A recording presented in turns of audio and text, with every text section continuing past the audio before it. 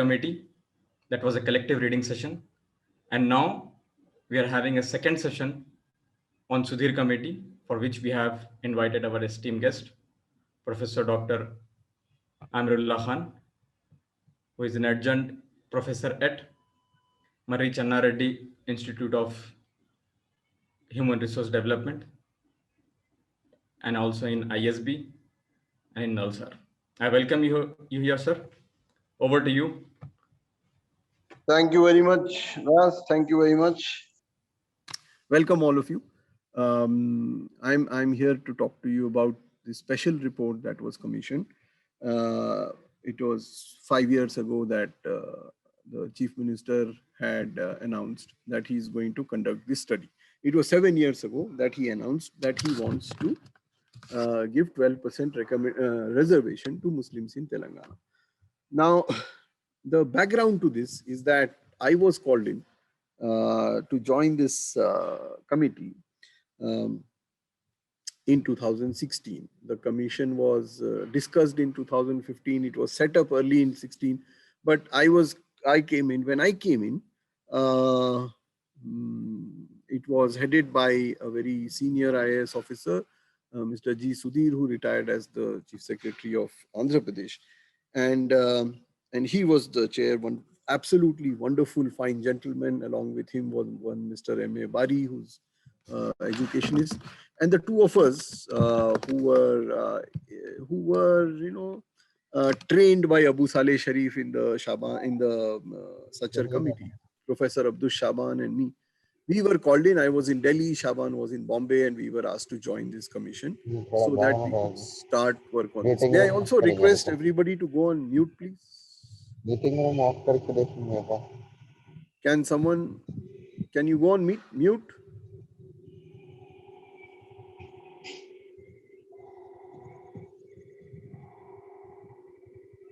Hello?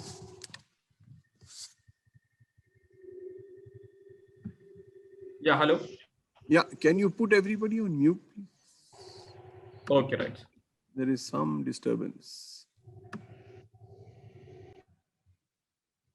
Okay, thanks. So, so when we were brought in, my first worry was that we had been asked to do a study to recommend something that we had not yet understood, and that was 12% reservation for Muslims. So, so that is what I said to the Chief Minister and to Mr. Sudhir that, sir, I personally, and this is what I'm telling all of you, the first point I'm making to all of you today is that as an economist, I am not very convinced about reservations as a solution. In the world of development economics, and also all of you will understand what I'm saying, that there is no robust study that shows that reservations actually helps the target community. I am not saying that it does not. It must be doing something, but I have no idea. And I don't see any serious literature that proves that reservations are a solution. So therefore, my initial hesitation was that we are looking at a issue without really understanding what the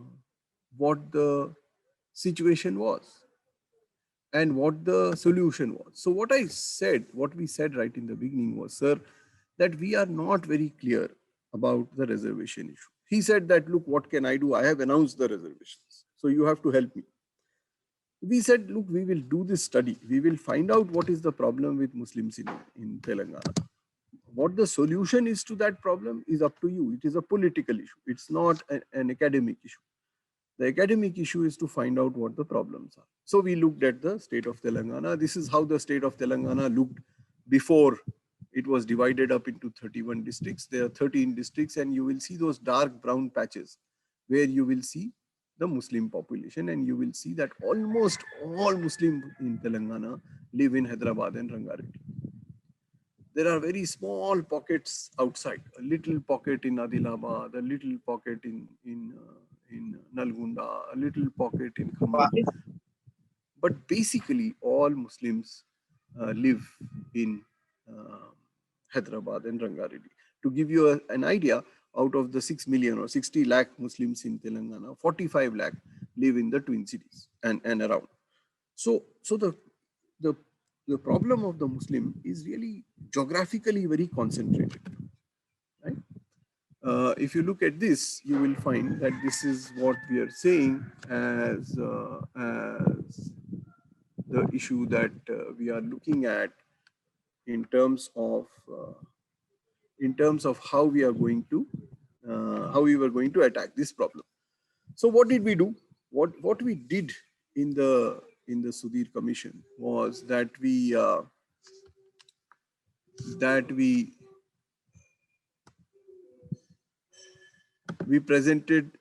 did a very large primary survey. We heard several people. We talked to nearly 1,000 people.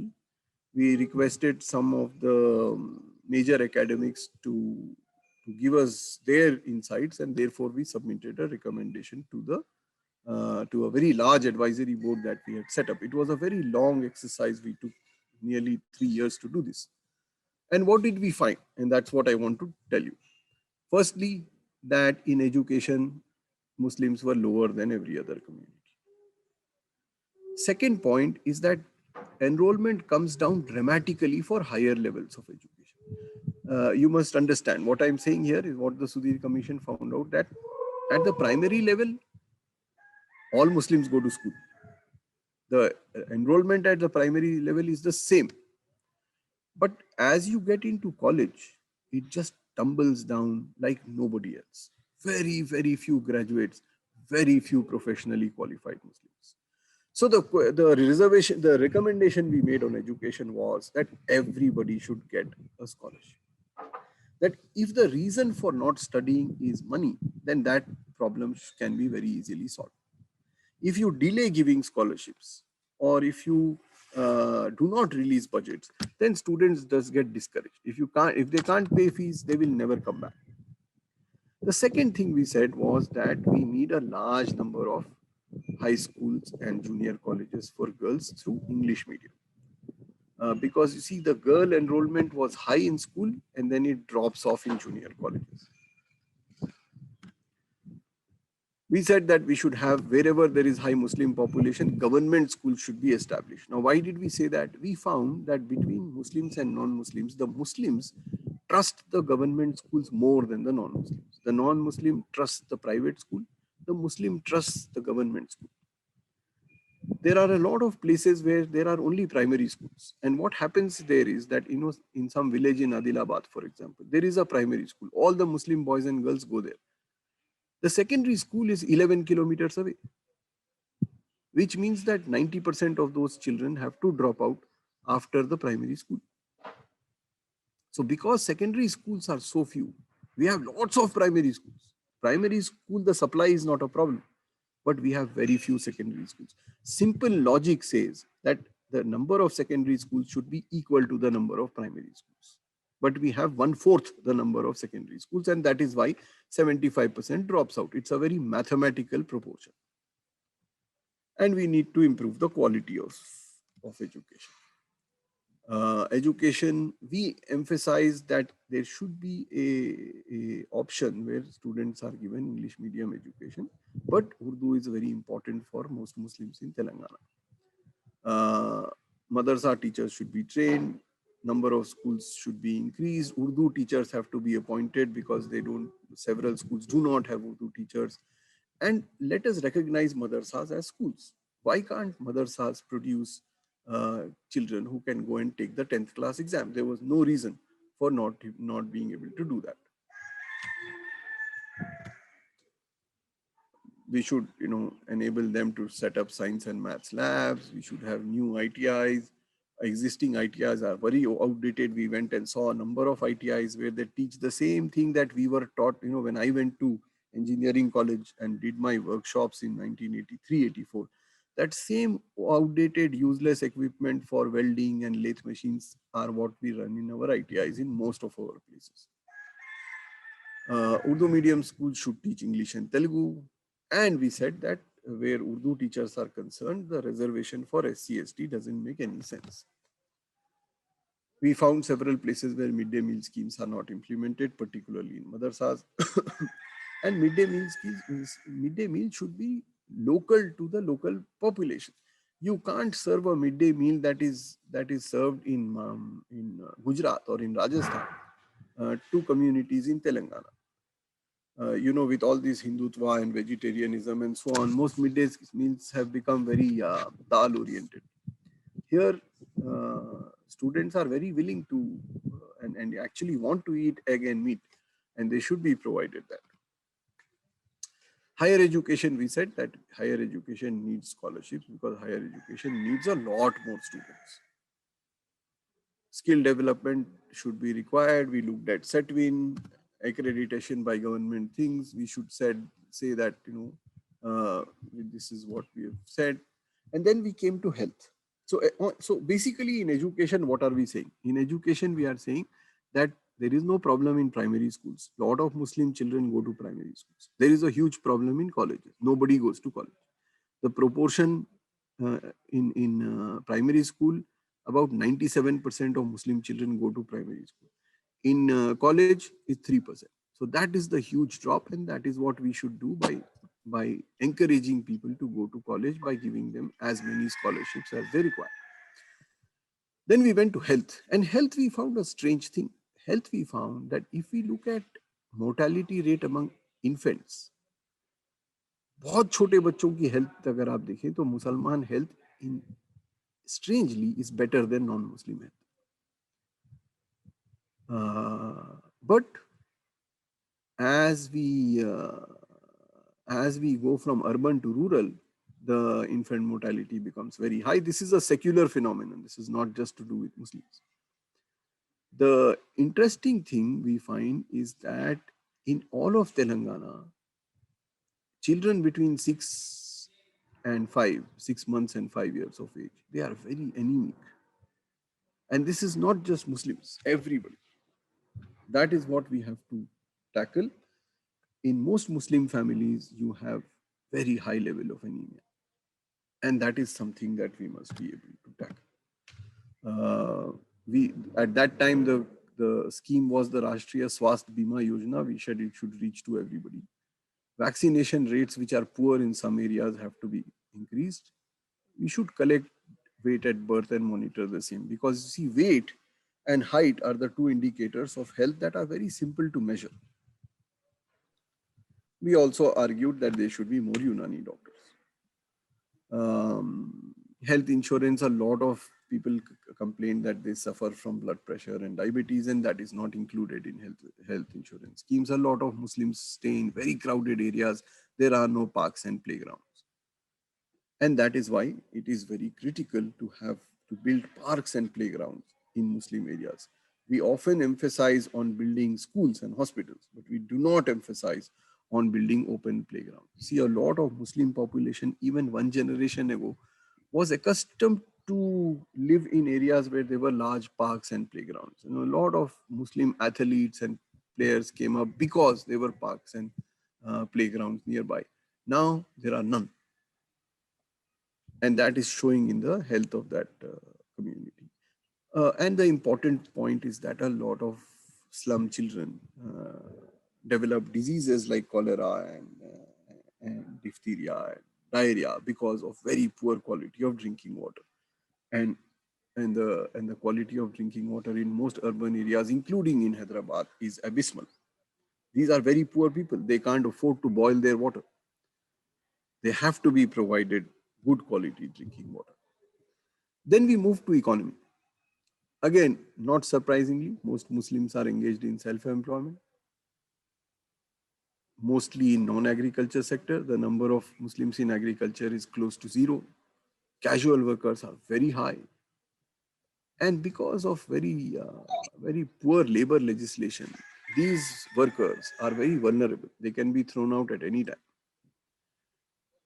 And the big problem we saw was that there is actually a religious basis on how much you pay people. If a Muslim wage for the same occupation in the informal sector is lower than the non-Muslim wage. In manufacturing groups, Muslims work a lot in manufacturing. They have no insurance cover, no fair wages. The interesting thing we found that the Muslim household on an average, and this is a very interesting thing, the Muslim expenditure is higher than the non-Muslim expenditure. What does this mean? It means that if Abdul Salam earns 2,000 rupees a month, and if Kota Subramaniam earns 2,000 rupees a month, then Salam spends 1,600 rupees, whereas Subramaniam spends 1,200 rupees. So the consumption expenditure of the Muslim is higher compared to every other religious community. So we have to have some way in which either the income is increased or the saving is increased. Entrepreneurship, most Muslims are entrepreneurs. They take very high risks, and therefore we need some provision for entrepreneurship development. The big problem, and this is the major point I want to make to all of you, that if I ask all of you a simple question as to what do you think is in Telangana Muslims' biggest problem? In any live session, I do that when I begin this exercise. I first ask you this question कि भाई ये बताओ कि तेलंगाना के मुसलमानों का सबसे बड़ा मसला क्या है? आप में से बहुत से लोग जवाब में ये कहेंगे कि एजुकेशन, कुछ लोग ये कहेंगे कि एम्प्लॉयमेंट, कुछ लोग ये भी कहेंगे कि सिक्योरिटी, लॉ एंड ऑर्डर. लेकिन तेलंगाना में सबसे बड़ा मसला मुसलमानों का हाउसिंग है. ये एक बात बहुत नजरअंदाज हो जाती है whenever we look at Muslim issues. Muslims are very, very negatively located where housing is concerned. Why do we say that? तकरीबन आधे मुसलमान किराए के घर में रहते हैं. इनको और ये किराए के घर वो वाले नहीं जो बंजारा हिल्स में और मरेटपल्ली में, ये वो किराए के घर जो बिल्कुल ही छोटे छोटे इलाकों में एक एक कमरे का, आधे आधे कमरे का घर, और वहां पे कहीं पे किराए पे घर नहीं मिलता, जहां मिलता है वो महंगा मिलता है. तो और रेंटेड हाउसेस की आप लोगों को, you will understand this well that the quality of the rented house is always very poor. These are usually कच्चा हाउसेस. और ये जो अक्टूबर में बाढ़ आई, ये जो अक्टूबर में फ्लड हुआ, उसमें ज्यादातर मुसलमान क्यों सफर करे? क्योंकि उनके पास थर्ड क्लास किस्म के कच्चे मकान थे, यूजुअली इन इलीगल कॉलोनीज, और वो बह गए. So the number one problem for Muslims in Telangana is not education, is not law and order, is not the police, is not corruption, it is housing. The second biggest problem is again not education, not healthcare, and not employment. It is credit. Muslims do not have any source for borrowing money. Most Muslims, and I'm talking of the poor, borrow money at about 60% interest rate. 60. Think of any business that will give you a return on investment of more than 60%. So it is a losing battle. आप 60% interest पे लेके कोई ऐसा व्यापार नहीं कर सकते जिससे आपको कोई आमदनी हो सके. So access to education is the most important. किसी को लोन नहीं मिलता, डिस्पाइट द फैक्ट कि हमने एनपीए देखा तो मुसलमान बहुत कम होते हैं डिफॉल्टर में, ज्यादातर मुसलमान रिपे करते हैं अपने पैसे, उसके बावजूद वो ब्लैक लिस्ट रहते हैं एरियाज. तो we suggested some solutions for that. Then when we come to women, we find that one of the biggest problems that women face is the lack of institutional health mechanisms. They usually have nowhere to go. And therefore, you will find a curious thing again. Just as I told you कि मुसलमान parent जो हैं वो government school prefer करते हैं, वैसे ही मुसलमान patient भी ज्यादातर गवर्नमेंट हॉस्पिटल प्रेफर करता है. आप गवर्नमेंट हॉस्पिटल जाइए, ज्यादातर मुसलमान लोग रहते हैं वहाँ पे. वो इसलिए नहीं कि ज्यादा बीमार हो रहे हैं, बल्कि वो इसलिए कि जो नॉन मुसलमान है वो प्राइवेट हॉस्पिटल जाते हैं. मुसलमान, despite everything, they still have a high trust of the government sector. And therefore, it is important that those should be available to them in a nearby area. Women participation is very low. बहुत कम मुसलमान औरतें काम करती हैं. उनके लिए ज़रूरी है कि वो they get proper wages. जहाँ काम करते हैं वहाँ पे पीने का पानी हो, उनको अपना इंफॉर्मेशन मिले कि क्या हेल्थ स्कीम है, क्या सो. फिर हम इस बड़े मुद्दे पे आते हैं कि गवर्नमेंट सर्विस में क्यों नहीं है मुसलमान, इतने कम क्यों है. 2% IAS, 1.5% IFS, 3% स्टेट सर्विस. सबसे ज्यादा मुसलमान जो है वो रेवेन्यू डिपार्टमेंट में है, वो कुछ 6% है, और पुलिस में है वो कुछ 7% है. Remember that the Muslim population is about 12.5%.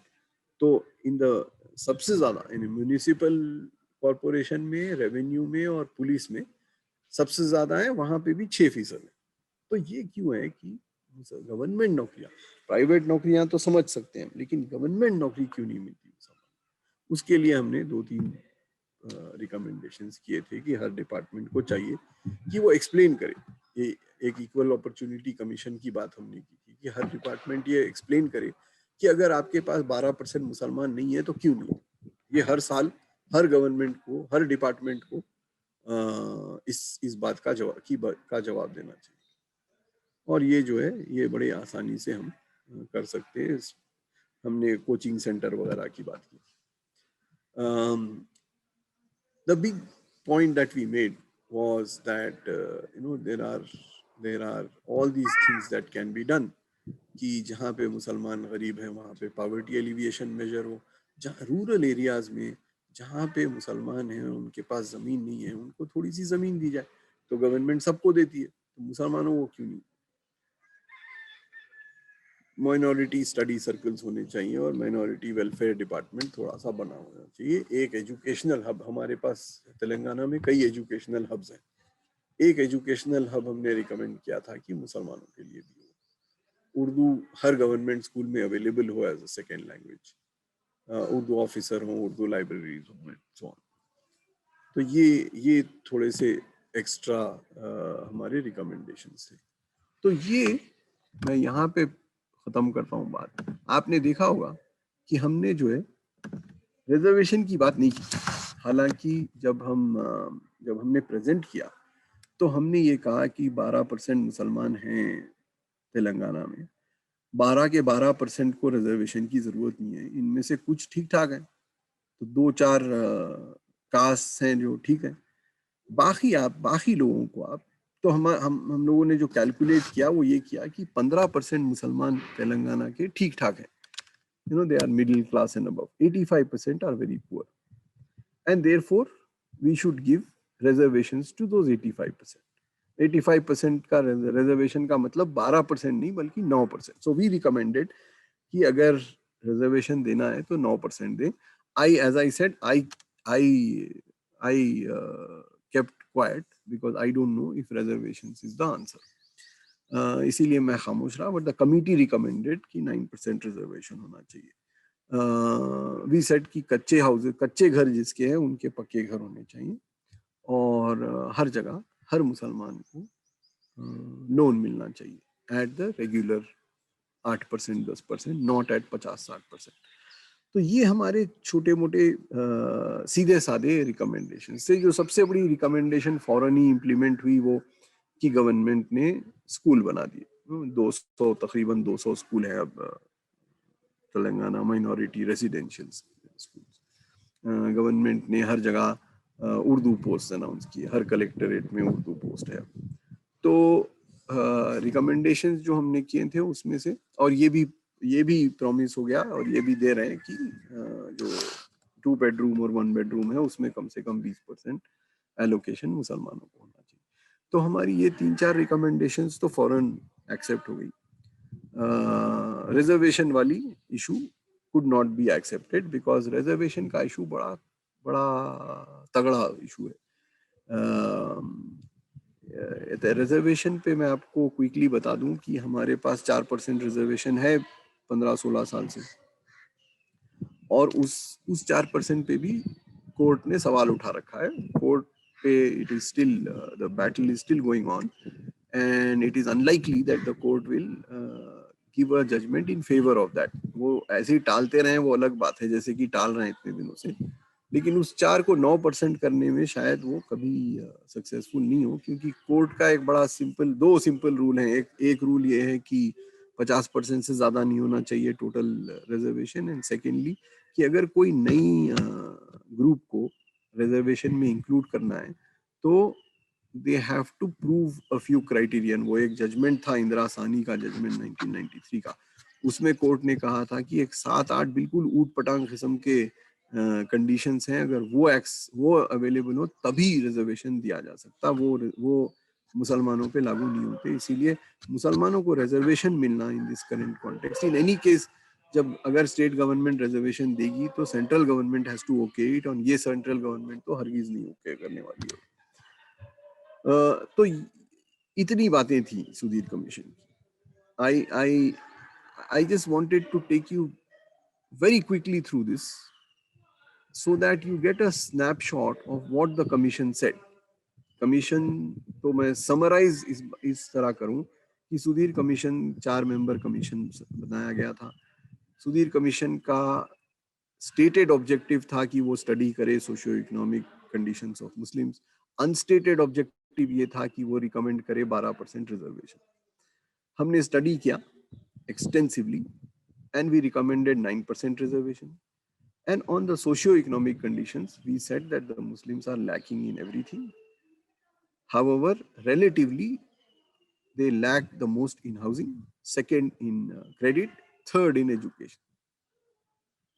These 3 issues can be solved by one, giving houses to the very poor, giving land to the rural poor in terms of housing. Secondly, ensuring that everybody is included, is financially included and has access to loans at the prime lending rates, which are 7, 8, 9%. And thirdly, that in education, specialized efforts should be taken to set up schools for minorities, to ensure that schools for Muslims are available in Muslim areas, and to ensure that teachers are available and quality of education is improved. इतनी चीजें थी. The commission was able to do its work because we had solid support from everybody, from all Muslims, professionals like you, Muslim leadership across parties, Muslim intellectuals, non-Muslim intellectuals, everybody. And of course, the Chief Minister himself was very, very keen that this study be done. So we submitted this report 2 years ago, and we are happy to say that quite a few of those recommendations were accepted.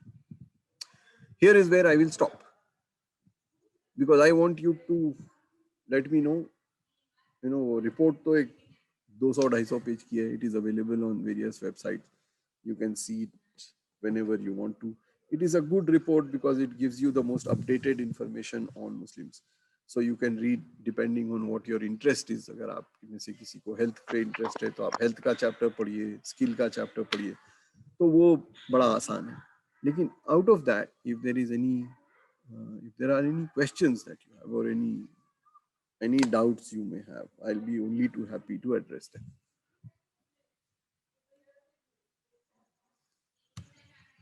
You can even, if you don't want to speak, you can even put it on the chat window.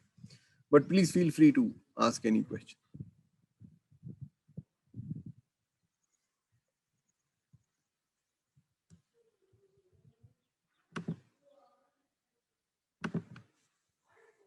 Yeah. Yeah. Any questions, please?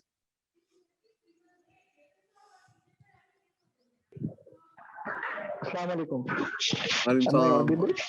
Yeah. Absolutely. शुक्र जी.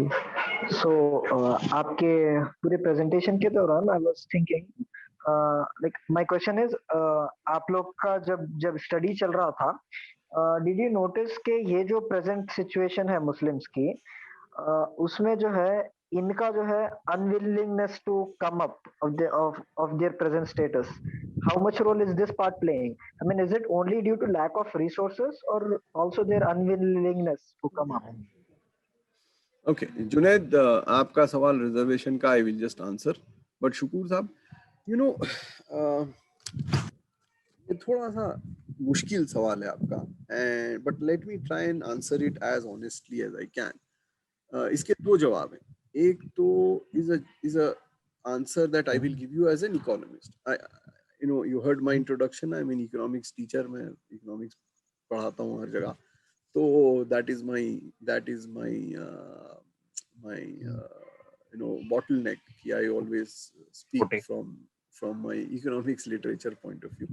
Economics में ऐसा कोई literature available नहीं है जो ये बताता है कि कोई भी कौम अपने आप को बेहतर नहीं करना चाहती। दिस फीलिंग कि लोग जो हैं गरीब हैं क्योंकि वो गरीब रहना चाहते हैं, या अनपढ़ हैं इसीलिए कि वो अनपढ़ रहना चाहते हैं, this is rather unkind. And what one must see, specially हम जैसे लोग, we must see from our perspective in policy making or in academics is कि कुछ तो मजबूरियां रही होंगी ना, कि वो जो कोई गरीब रहता है, जो कोई जाहिल रह जाता है, या कोई बीमारी से मर जाता है, वो चाह के तो नहीं करता। सो to believe that the poor are lazy, and एक रॉबर्ट एक्करमैन को नोबेल प्राइज मिला इस बात पे, जो उन्होंने ये प्रूव किया कि कोई लेजी जो है वो गरीब कभी भी लेजी नहीं होता। लेजीनेस तो अमीरों का मोनोपोली है। मैं लेजी रह सकता हूँ, मेरे पास काफी पैसे हैं, मैं अगर अगले 6 महीने काम नहीं करूँ तो कुछ नहीं होने वाला है जिसमें तो क्या भरोसा। लेकिन वो जो गरीब ठेले वाला है ना, या रिक्शे वाला, वो 2 दिन काम नहीं करे तो सारे भूखे मरते। So it is not because of that, it is not because they don't want, it is because they don't have the access to. हम में से पता नहीं है, मैं अपने बारे में तो कह सकता हूँ, and I am sure that most of you in this room will agree with me, कि हम कहाँ, हम ये आगे तक कैसे पहुंच गए। हमने जो इंजीनियरिंग की डिग्रियां ले ली या पीएचडी कर लिया है, जिया यहाँ पे है, पीएचडी ने, जबरदस्त पीएचडी की जिया ने दिल्ली से, one of my favourite academics. How did Jiya reach where he reached? I am sure that it is nothing to do with Jiya's personal intelligence, कि वो बड़े मेहनती थे और बड़े इंटेलिजेंट थे, हैं Zia, don't worry, but it is not because of that. It is only because Zia was lucky that he had parents who put him into a good school. I got lucky. My parents were spent a lot of their hard earned money to put me into a very expensive, very good school. उस वजह से मैं पढ़ लिया, वरना मैं भी कहीं ढूंढता रहता कि कौन सा auto चलाऊं। So it is this institutional issues that we have to look at. I must really thank you, Shukur, for asking this question, because हमको ना वो देखना है कि कौन सी ऐसी दुश्वारियां हैं जिसकी वजह से गरीब रह जाता। और इस स्टडी में हमको बहुत आसानी से ये पता चला कि there are a number of these issues, and I said, हमने रैंकिंग की सारे इश्यूज की। The first is housing. आप सोचिए, अगर आप जब तीसरी चौथी क्लास में थे, आप ऐसे घर में हैं जिसकी छत नहीं, आप ऐसे घर में हैं जिसमें रोशनी नहीं होती, आप ऐसे घर में हैं जिसमें गटर का पानी भर जाता है, आप मुशीराबाद के महल्ले में एक ऐसे घर में है जहाँ पे वो जो टैनिंग वाली शीट्स हैं उसका पानी, पोल्यूटेड पानी आपके घुटनों तक रहता है, आप क्या पढ़ाई कर लें? आप कौन सा एसएससी और इंटरमीडिएट का एग्जाम और एमसेट पास कर लेंगे? और ये हालात 85% लोगों के पास है। वो हम में से जो 10-15% बड़े लोग हैं, एलीट लोग हैं, उन पे आपकी बात पूरी लागू होती है। उसमें हम में से कई ऐसे हैं जो काहिल है। हमको मालूम है कि अब्बा के पास पैसे हैं और मेरा एक दादा एक घर छोड़ के गए हैं, शादी हो जाएगी तो थोड़े से पैसे बेगम ला लेगी। तो हम में से वो वहां पे कुछ लोग हैं जो who are lazy, but predominantly there are very serious institutional factors, and these are the institutional factors that as a commission we were interested in, so we focused on that. I am not, this is my theoretical framework. I am not saying कि मैं जो कह रहा हूँ वो might be true in the practical sense, but maybe there are a lot of people who are lazy, but it is very unlikely. There is no इसका कोई जवाब नहीं है but let me get to Junaid's question. Junaid, बहुत अच्छा सवाल है कि आखिर ये तमिलनाडु में क्या हो गया. तमिलनाडु में 70% रिजर्वेशन है, 69% टू बी प्रिसाइज, और सुप्रीम कोर्ट ने कहा है कि 50% से ज्यादा कोई स्टेट नहीं रख सकता. हमारे 50 हो गए. इफ यू रिमेम्बर, जब 2003-4 में हमने आंध्र प्रदेश ने 5% रिजर्वेशन की गुजारिश की थी, तो कोर्ट ने कहा कि आपको 5 नहीं मिल सकता, आप 4 ले लीजिए. क्यों? क्योंकि आंध्र प्रदेश में 46% था पहले से. 46 + 4 is 50, so we did that and it got accepted. But why does Tamil Nadu have 69%? Tamil Nadu अकेला स्टेट है जहां पे इतना ज्यादा है, और इट इज अलाउड. वो हुआ यूं कि it is a pure piece of political luck. आप में से सब बड़े जवान लग रहे हैं, तो you won't remember that time, but just to help you revise your history, 1993 में 93-94 में पीवी नरसिम्हा राव की सरकार गिरने लगी थी, और बहुत बिल्कुल माइनॉरिटी में चले गए थे वो. उनको जरूरी था कि अन्ना डीएमके वाले सपोर्ट करें. अन्ना डीएमके के अच्छा, जुनैद ने ये पूछा है कि तमिलनाडु में 50% से ज्यादा क्यों है. तमिलनाडु में 69% रिजर्वेशन है, तो उसी का मैं जवाब दे रहा हूँ. तो Abdul Rafe has asked a very good question. I will just come to that. And but to finish Junaid's question. So Junaid, हुआ ये कि 93-94 में माइनॉरिटी गवर्नमेंट हो गई, और नरसिम्हा राव के सारे जो अमित शाह टाइप असिस्टेंट थे, Amit Shah type assistant is somebody who gets you votes when you don't have them, किसी भी तरह से. तो वो सब फैल गए, कुछ गए झारखंड से जाके उन्होंने झारखंड मुक्ति मोर्चा के 5 वोट खरीद लिए. मैं कह रहा हूँ खरीद लिए क्योंकि it was actually proved in court and those fellows went to jail. और अन्ना डीएमके के पास गए, और नरसिम्हा राव ने जयललिता से कहा कि आप अगर सपोर्ट करेंगी तो मैं बच जाऊंगा. जयललिता ने कहा कि एक शर्त पे मैं मानूंगी, और वो शर्त ये है कि you will give a special consideration, special exception to Tamil Nadu in reservations. तो एक कॉन्स्टिट्यूशनल अमेंडमेंट आया जिसमें तमिलनाडु को हटा के ये कहा गया कि तमिलनाडु अकेला स्टेट ऐसा है जहां पे the Indian law will not question reservation above 50%, और इसके बाद हम किसी स्टेट को नहीं देंगे. तो उस वजह से तमिलनाडु बच गया. अच्छा, very quickly, yes, were you saying something, Ras? I will add one thing on the story of that reservation. So they placed it in the 9th schedule of the constitution. Absolutely, and absolutely. that law will not be tested on the fundamental right. Correct. बहुत सही कहा गया उसने कि एक 9th schedule होता है, उसमें तो इन्होंने 7th शेड्यूल से हटा के उसको 9th शेड्यूल कर दिया. 9th शेड्यूल में जो बातें रखी जाती वो जुडिशियल रिव्यू के अंडर नहीं आती. Supreme court can not look into that. हालांकि बाद में सुप्रीम कोर्ट ने कहा कि ऐसा कुछ नहीं है, हम किसी भी चीज को देख सकते हैं, लेकिन फिलहाल nobody wants to upset it, especially Tamil Nadu के इलेक्शन चल रहे हैं. अब हर आदमी चाह रहा है कि मोदी साहब खुद चाह रहे हैं कि वो तमिलनाडु का इलेक्शन जीते. इसी वजह से तमिलनाडु को वो they will allow that, but they will not allow it anywhere else. Abdul Rafe, बहुत जबरदस्त सवाल. राफे साहब ने ये लिखा है कि ओबीसीज ने बहुत बेनिफिट किया रिजर्वेशन से, और मुसलमान remain backward. It is such a wonderful question. Abdul Rafe, मेरे एक दोस्त हैं सुरजीत भल्ला मोदी साहब के बड़े करीब हैं. आजकल वो वॉशिंगटन डीसी में आईएमएफ के डायरेक्टर हैं. सुरजीत भल्ला ने बाकायदा ये इशू को देखा है. And you know what he has said?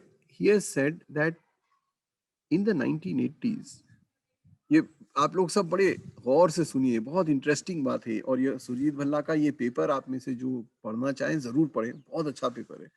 Surjit Bhalla ने ये बताया कि मिड 80s में 2 कौमें एक लेवल पे थी, और वो 2 कौमें थी मुसलमान और हिंदू बीसी.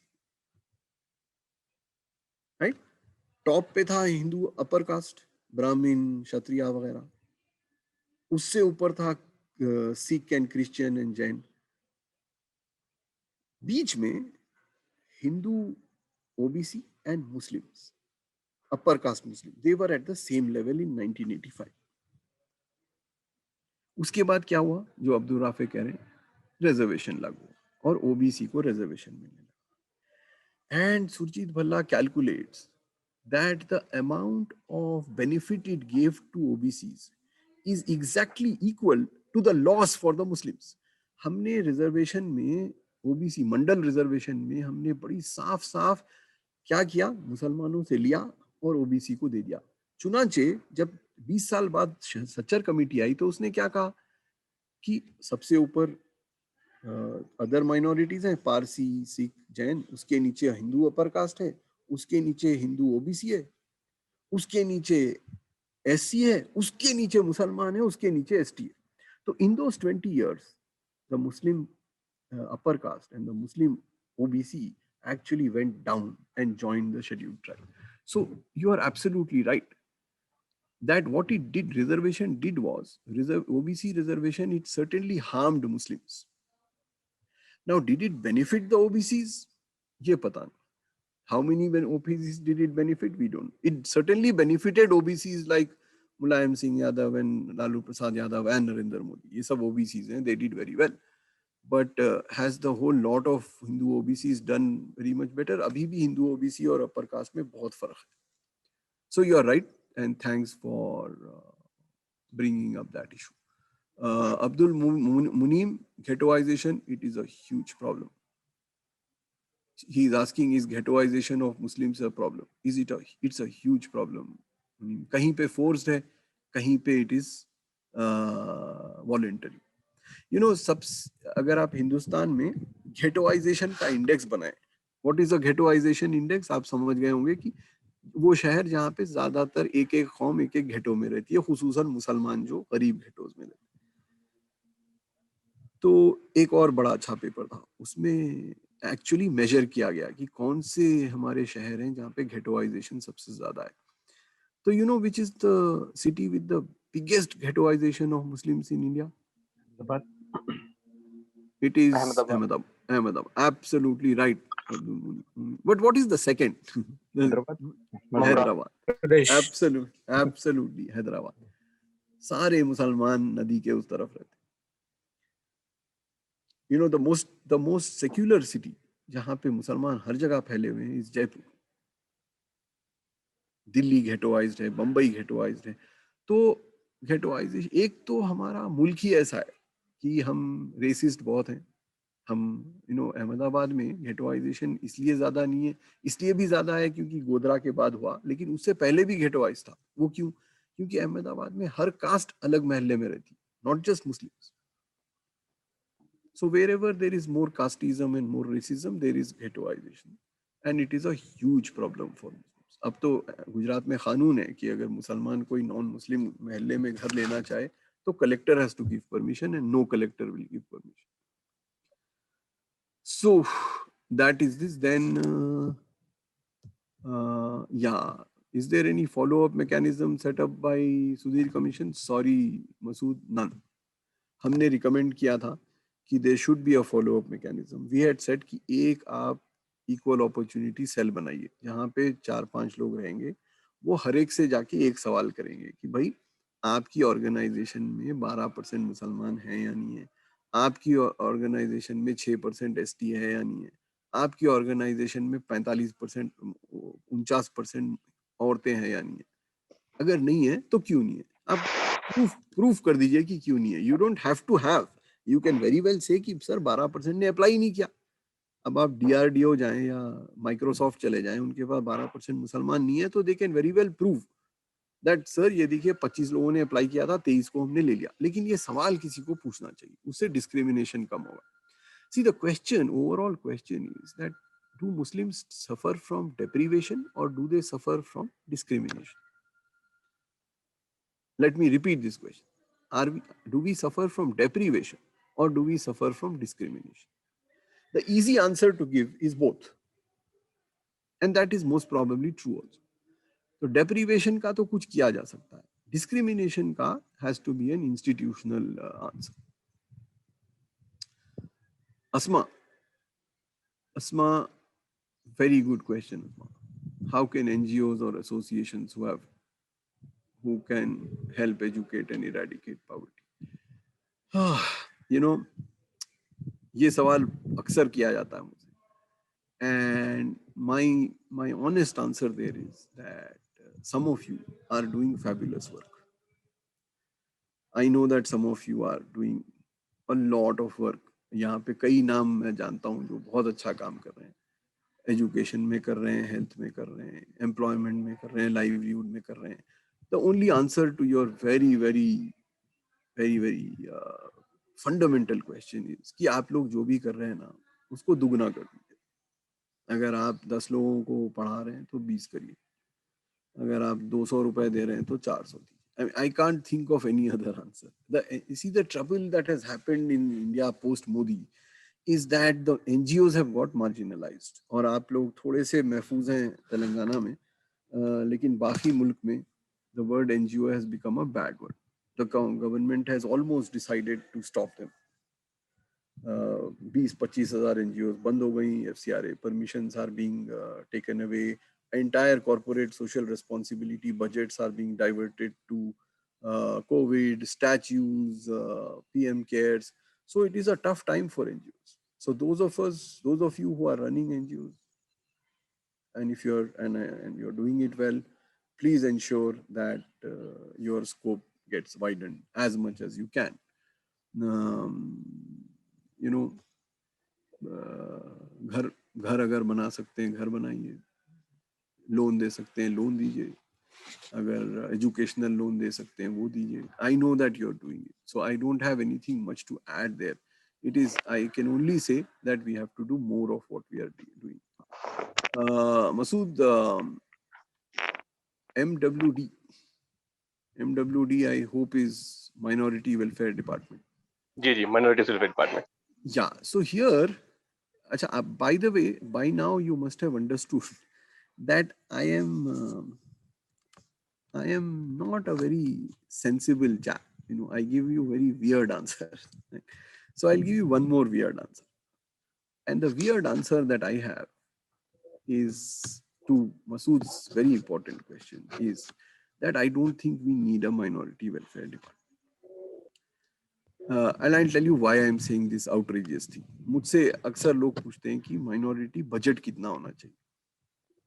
1,500 करोड़ रुपए अनाउंस कर दिए केसीआर ने. You know, पहले 800 थे, फिर 800 से 1200 हुए, फिर 2000 हुए, अब इस साल 1,500 करोड़. तो कुछ लोगों को शिकायत की 1,500 हुए, कुछ लोग बड़े खुश की 1,500 हुए. My answer to that is we don't need a minority budget. You know, what is a minority budget? अगर आप बजट इस तरह से दे रहे हैं कि अच्छा ये कौम को इतने, इस कौम को इतने, उस कौम को इतने, तो 2 लाख करोड़ का बजट था.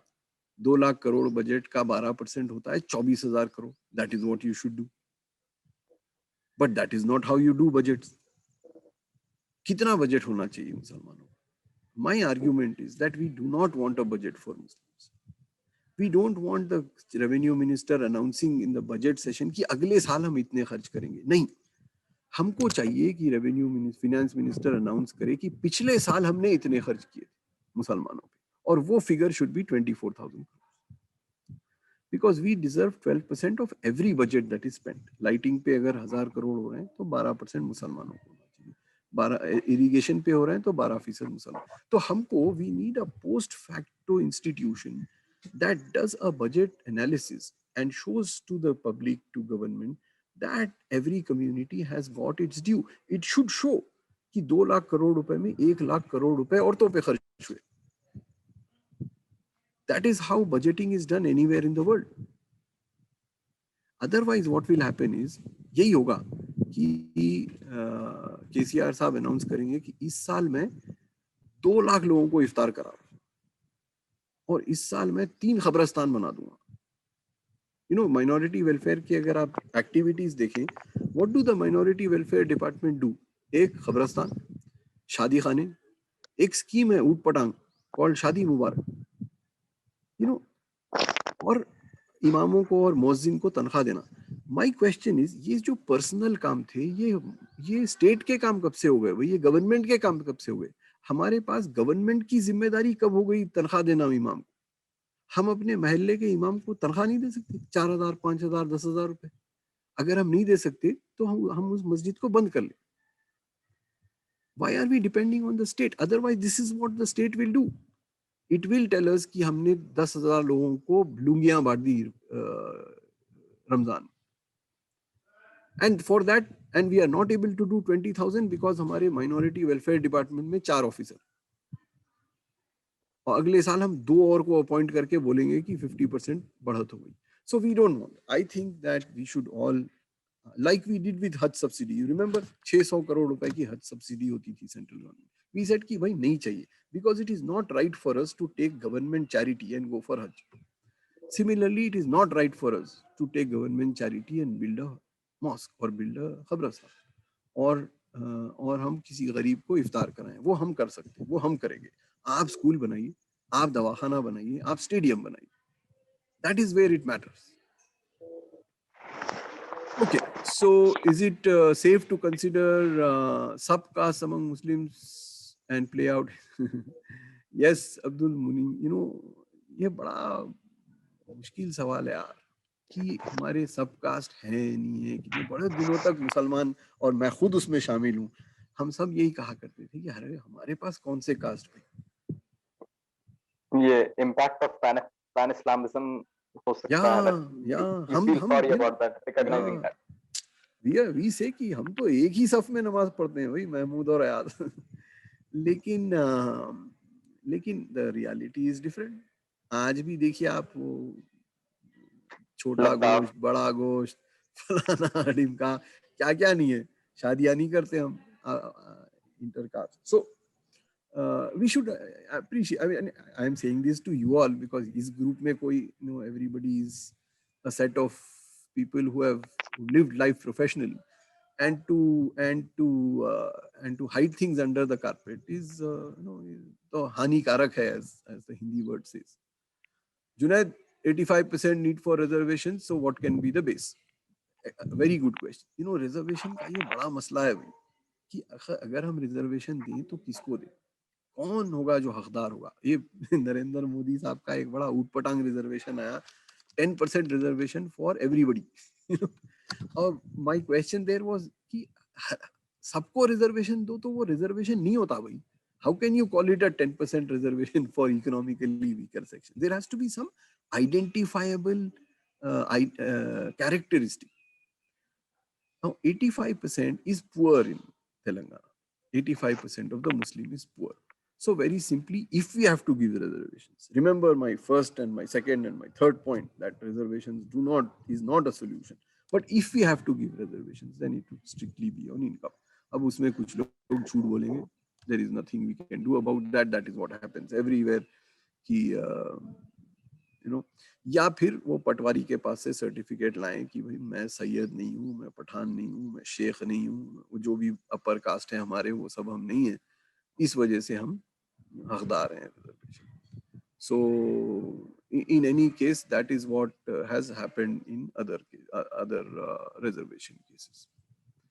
Are there any post facto institutes working among Muslims of Telangana? No. The answer is no. We need to do that. We need to set up institutions that will study government budgets. See, दुनिया में हर जगह ना, you need strong research institutes. You need to tell people कि देखो actually ये है, ये कह रहे हैं लोग, और कैलकुलेट करके बताएं जो हर एक के समझ में आ जाए. अच्छे साइंटिस्ट के समझ में आ जाए, मैथमेटिशियन के समझ में आ जाए, आम लोगों के आ जाए. ये हम नहीं करते. हमारे पास मुसलमानों में unfortunately we do not have a good research institute. Let me repeat, we have wonderful charities. हम बहुत पैसे जमा करते हैं and honestly बहुत करते हैं. ये फ्लड में आपने देखा होगा कि आप सब लोगों ने मिलके लाखों करोड़ों रुपए खर्च कर दिए. And you know, such a big calamity, the government did very little. It was all, you know, people like you whose efforts rescued people.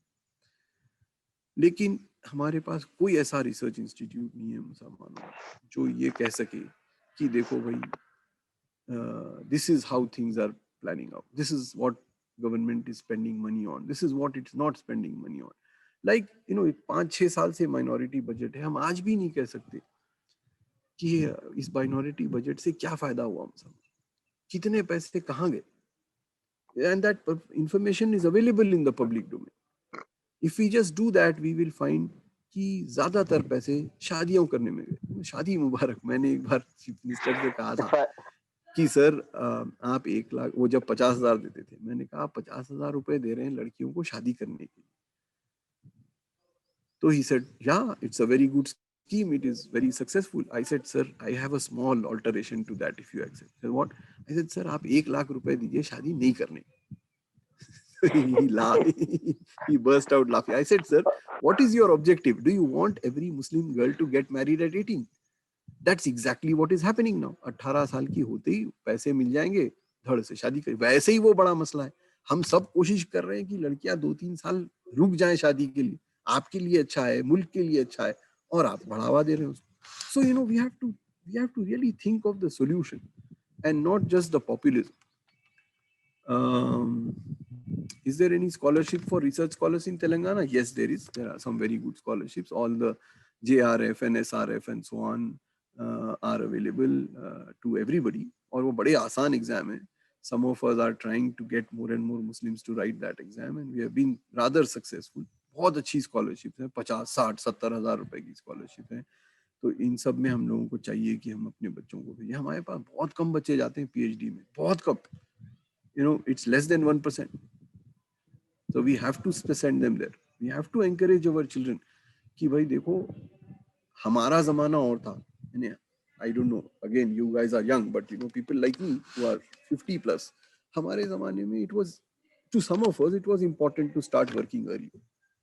But you and your children don't need to start working early. उनके बड़े सब माँ बाप बहुत अमीर लोग हैं, 6 figure salaries कमाते हैं. They don't have to BA करते ही नौकरी. इन लोगों को आप encourage करिए कि भाई go all the way, go and finish everything you can, and that is just, how. Yeah. Before this session, we had one collective reading session on Sudhir Committee.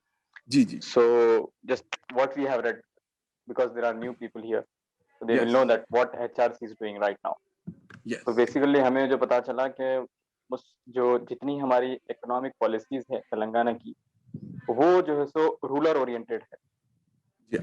और मुस्लिम society एक अर्बन सोसाइटी है. जी हाँ, बिल्कुल. तो by default they exclude हो गए वो सारे वेलफेयर स्कीम्स से जो एग्रीकल्चरिस्ट या एग्रीकल्चर स्पेसिफिक हो. तो ये एक बहुत, अगर पॉलिसी अप्रोच की अगर बात करते हैं हम, तो we need an economic plan for the Muslim. जैसा आपने बताया कि एजुकेशन मुसलमान ठीक है काफी, मतलब at least they are going to the school और लिटरेट तो हो जा रहे हैं. वो एम्प्लॉयमेंट नहीं मिल रहा उनको, ये अलग बात है. बट अगर हम सुधीर कमेटी को पढ़ के अगर कुछ बताना चाहें यहाँ की सरकार को, तो we need an economic plan या उसके साथ सब्सिडीज हो ताकि उनकी मईशत या इकोनॉमी को अच्छा किया जा सके. बिल्कुल. रही आप एक बात कर रहे थे सुरजीत भल्ला की, तो एक आर्टिकल में उन्होंने कहा था कि Indian constitution is an already Hindu constitution because it excludes Muslim to get the benefit. Every single community gets the reservation, but this is the only community that this constitution won't allow them to get the reservation. कई बार कहा सुजीत भल्ला को. I have heard him say this to the Prime Minister also. रही बात अभी जो आप बताए थे कि रिजर्वेशन के ताल्लुक से एक नई जो डिबेट हो रही है मराठा रिजर्वेशन का, जो हियरिंग चल रही है सुप्रीम कोर्ट में. So Supreme Court is about to reconsider that 50% benchmark. Yeah.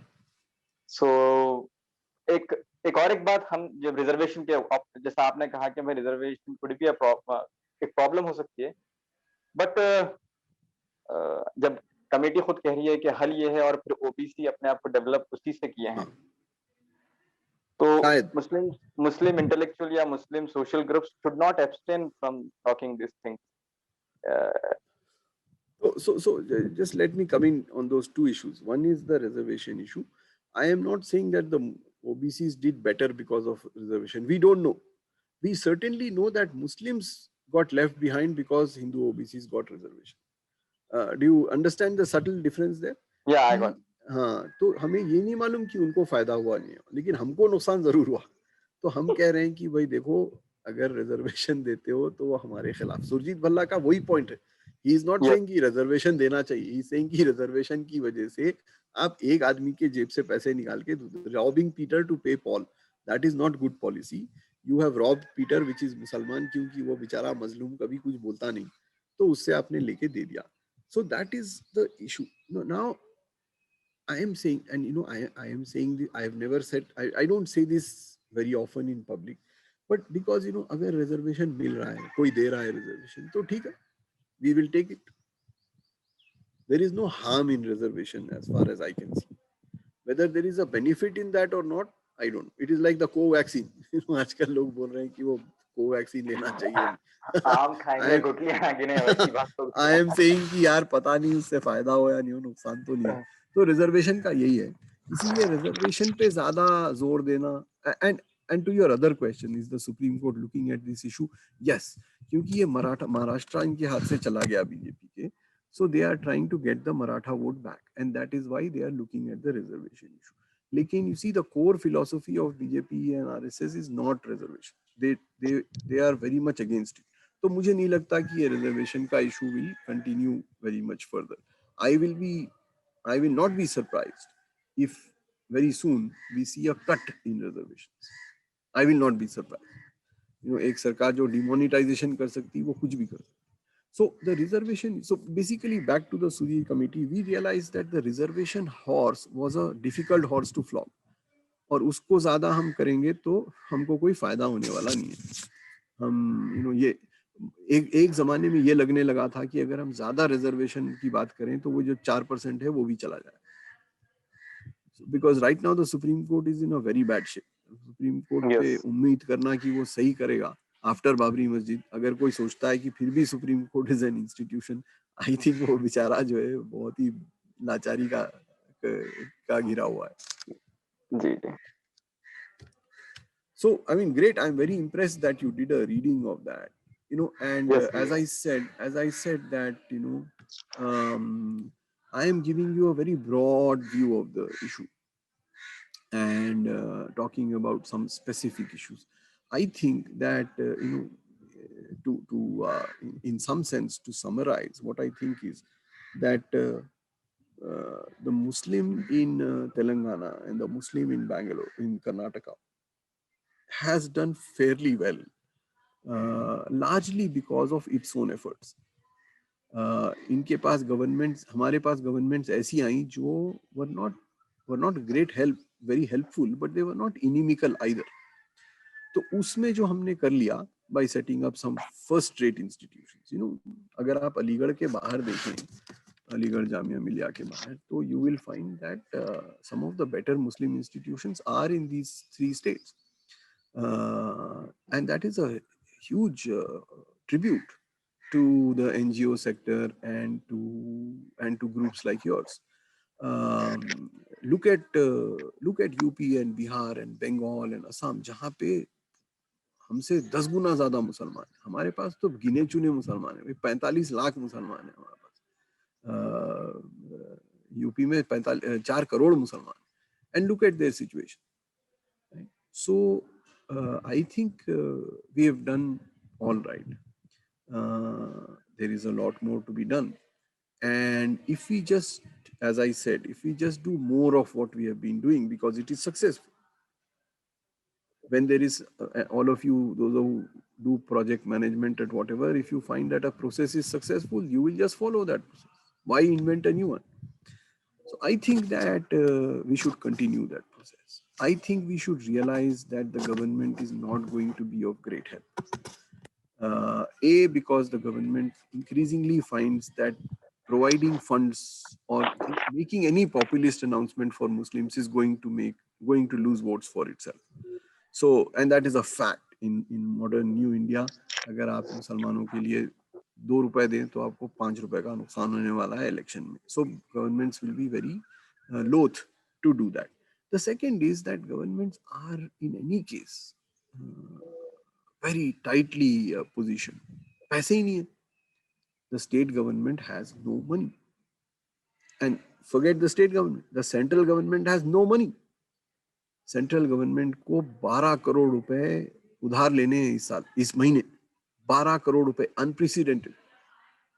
The fiscal deficit is touching 10% of GDP. It's never happened in, जैसा मोदी साहब या सब लोग कहते हैं 700 साल में या 1000 साल में ऐसा नहीं हुआ, कभी नहीं हुआ. And unemployment is at a historic high. Yes, 12 lakh crores. That is what we have to borrow this month. Right? And this is in addition to 50-60 crore, lakh crore जो हम पहले से borrow कर चुके हैं.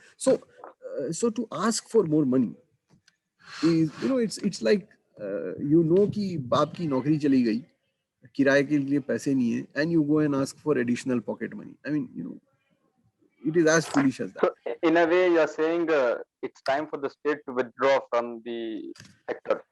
No, and allow it is. No. I'm saying it is time for us to understand that we can't depend on the state. The state, we should keep pressurizing the state. कि ये आपकी जिम्मेदारी है.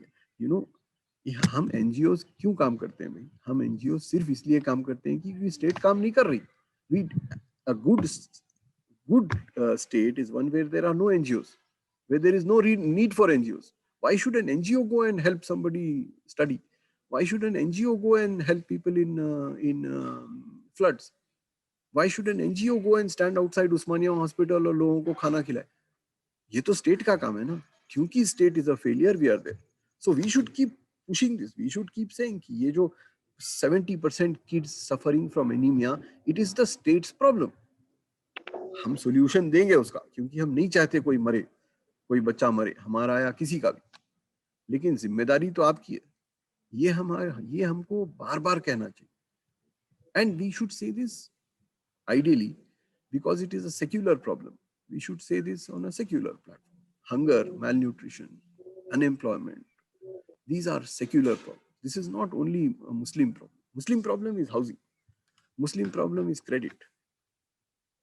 But poor quality education, poor quality midday meals, these are secular problems. So as you have mentioned that the ground housing is a problem of a Muslim problem, so I think they qualify the grounds for the reservation. Yes.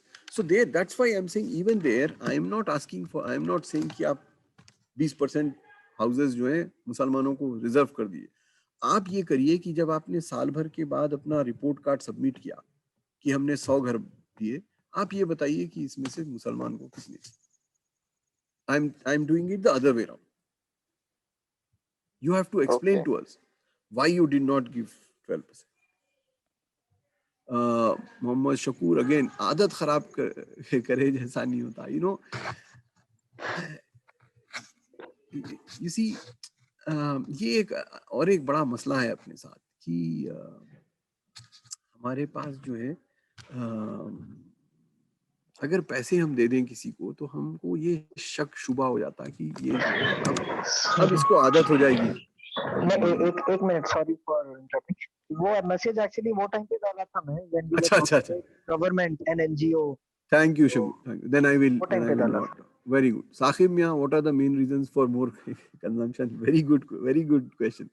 And good you pointed it out. तो मैंने एक बार बीच में कहा आपसे कि अगर आप consumption level देखें तो मुसलमान का consumption is higher than non-Muslim consumption. Meaning that अगर दो लोगों के पास 2,000 रुपए हैं तो मुसलमान उसमें से 1,800 खर्च करेगा या शायद 2,000 खर्च कर दे और कोई 1,800. ये क्या वजह है? एक वजह ये है, जो ऑनेस्ट वजह ये है कि हमको सेविंग में ज्यादा दिलचस्पी नहीं है. क्यों नहीं है सेविंग में ज्यादा दिलचस्पी? उसकी बड़ी वजह ये नहीं है कि हम बेवकूफ हैं, लेकिन वो ये वजह है कि हमारे पास ज्यादातर के पास कोई सेविंग इंस्ट्रूमेंट नहीं है. You see, how do you save money? How does each one of us save money?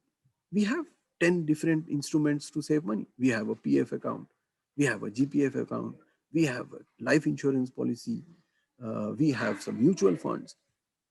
लेकिन ये हमारे पास, ये हम 30 लोग जो इस हॉल में बैठे हैं उनके पास है. वो जो 3 लाख बाहर है ना, उनको इसके फुल फॉर्म भी नहीं मालूम.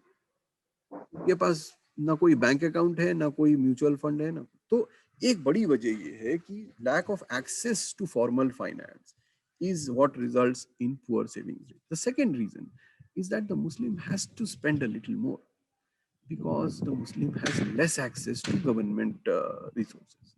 Okay. इसीलिए उसको ज्यादा फीस देनी पड़ती, उसका घर ज्यादा महंगा हो जाता है.